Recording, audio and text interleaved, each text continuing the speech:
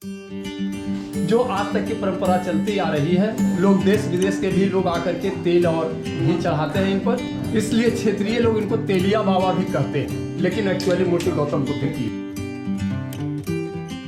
कैसे हो दोस्तों, एक नए ब्लॉग में आपका स्वागत है। और हम लोग जा रहे हैं ब्लैक बुद्धा को देखने। यहीं के नेटिव हैं, हमारे राजकुमार जी हैं, एडवोकेट हैं, तो इनसे जानने को कोशिश करते हैं कि यहाँ पे ब्लैक बुद्धा के बारे में क्या चीज़ है। और ये ब्लैक बुद्धा जो है ये 7वीं शताब्दी की ये मूर्ति है। उस जमाने में नालंदा यूनिवर्सिटी पूरे वर्ल्ड में फेमस थी। इस अंतराल में चूँकि यहाँ अनेक भाषाओं की पढ़ाई होती थी, जिसमें देश विदेश के भी यात्री या स्टूडेंट कहिए यहाँ पठन पाठन का कार्य करते थे और करने के लिए आते थे भी। उस दरमियान में यहाँ का जो द्वारपाल होते थे वह पहला एंट्रेंस उन्हीं से लिया जाता था, लड़कों लोगों से जिसका एडमिशन लेना था। अच्छा, जब एंट्रेंस वह पास करते थे तो यूनिवर्सिटी में उसका एडमिशन होता था। उसमें हमारे आपका ये चीनी यात्री हुएन सांग जो थे, वो भी आए थे।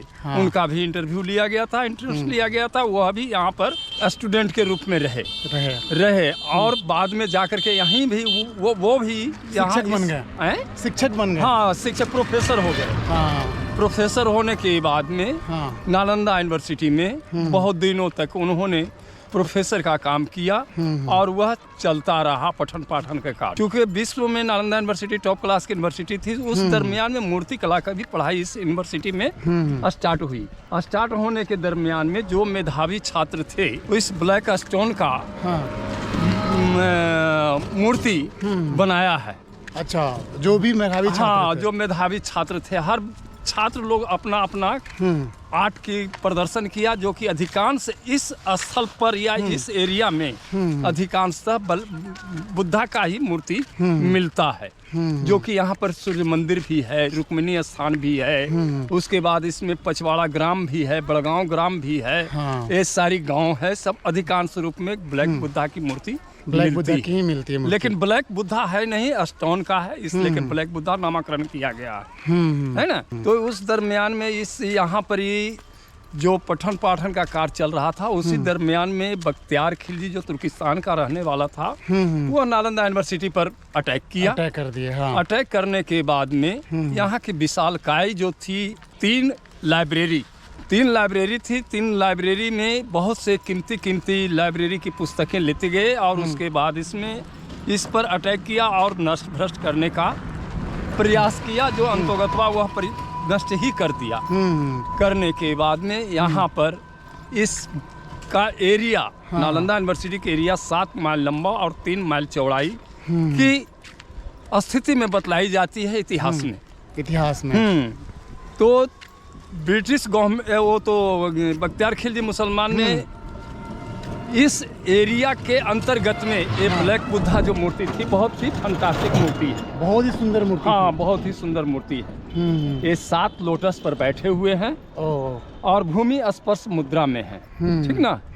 और इनको पहले तो किरान वगैरह था नहीं, टेक्नोलॉजी का उतना विकास नहीं था, हाथी घोड़ा से काम लिया करता था। गले में सिकड़, कमर में सिकड़ लगवा करके हाथी घोड़ा से टनवाता और छोड़ता जो गया। उस दरमियान में इनकी 5 लोटस जो है अंडरग्राउंड हो गई। अच्छा, जमीन के अंदर? हाँ, जमीन के अंदर। वो 7 पर बैठे हुए थे। 2 वो अभी देखने योग्य है, जो चलते चलते हम लोग कुछ ही क्षण में उनके नजदीक पहुंचेंगे। और जब नहीं वो सक्सेस किया, नहीं कवाड़ सका, तो जो एक मूर्ति का स्ट्रक्चर होना चाहिए, सुंदरता ही जिससे खिलती है, जैसे नाक हो गया, आँख हो गया, हाथ का उंगली हुआ, पाँव हुआ, ये सब उन्होंने खंडित कर दिया, तोड़ दिया। और जो नालंदा यूनिवर्सिटी में आग लगा दी, जो 6 महीने तक के जलती रही, उस दरमियान में पहाड़नुमा सा हो गया और वह यहाँ से नाराज होकर के चला गया। और छोटे छोटे मूर्ति को भी खंडित किया, जो देखने को मिलती है यहाँ पर जो है बहुत से देवी स्थान में या देवताओं के स्थान में उपलब्ध भी है। तो वो चला जाने के बाद इसमें ब्रिटिश गवर्नमेंट का साम्राज्य आया। तो चूंकि विश्व में प्रसिद्ध रहने के कारण नालंदा यूनिवर्सिटी की खोज में उन्होंने निकला, तो सबसे पहले बतलाया कि नालंदा यूनिवर्सिटी है तो कहाँ है। उसके दरमियान में वह पटना का डिस्टेंस लेकर के, चूँकि ब्रिटिश गवर्नमेंट का टेक्नोलॉजी आदम काल से ही विकसित था, तो उसमें बतलाने के कारण पटना का डिस्टेंस लेके इस स्थान को खोदा। खोदने के बाद इसमें ये ब्लैक बुद्धा का मूर्ति जो है सबसे पहले निकली। ब्लैक बुद्धा कहीं सबसे पहले हाँ, निकला। सबसे पहले मिले और इनको देखने के बाद में ही वह यूनिवर्सिटी का खुदाई किया। लोग इनको तेलिया बाबा का पूजा खुदाई किया और खुदाई करने के बाद इसमें जो तत्काल रूप में जो नालंदा यूनिवर्सिटी का रेंज देख रहे हैं, मात्र 1 किलोमीटर तक ही खोद पाए। Only 1 kilometre? 1 किलोमीटर तक की जो देखने को अभी मिलेंगे। और लास्ट पॉइंट यहाँ तक के हुआ जो खुदाई किया। एंट्रेंस आपका वहाँ से है, 40 रुपया पर हेड लगता है टिकट। तो जाते हैं जो आर्कियोलॉजी विभाग उसको कैप्चर किए हुए हैं। और हम लोग अब धीरे धीरे ब्लैक बुद्धा के नज़दीक आ चुके हैं। उनकी भी मूर्ति दिखाया जा सकता है। जब उन्होंने खोदा तो ये ब्लैक बुद्धा निकलने के बाद में क्षेत्र के लोग, किन्हीं का बाल बच्चा दुबला पतला या सुखड़ा रोग से ग्रसित हो जाते थे, उस दरमियान में ठीक नहीं होते थे, तो इनसे मन्नत मांग लेते थे। यही है।